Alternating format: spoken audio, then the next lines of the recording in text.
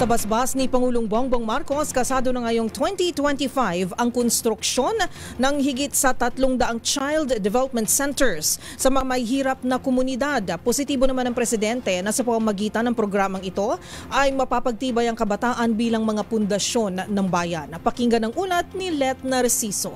Sinaksihan ni Pangulong Ferdinand Marcos Jr. ang paglagda sa Joint Circular para sa guidelines ng itatatag na Child Development Center sa mga low-income municipality. Isa ito sa mga hakbang ng gobyerno para mabigyan ng access sa early childhood education ang may hirap na barangay sa bansa.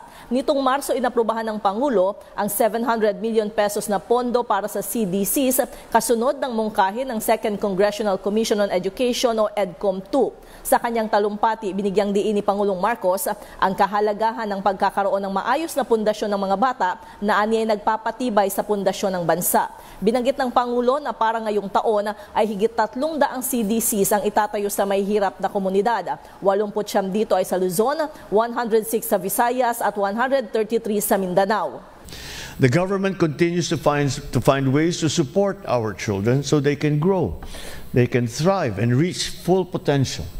Through health and community programs, we remain committed to helping them become productive members of our society.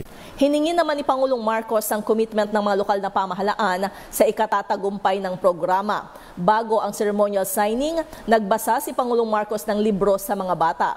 Hinimok rin ito ang mga magulang na hanapan ng oras ang pagbabasa sa mga anak. Para sa MBC TV Network News, ito si Let Narciso, una sa Pilipinas, una sa Pilipino.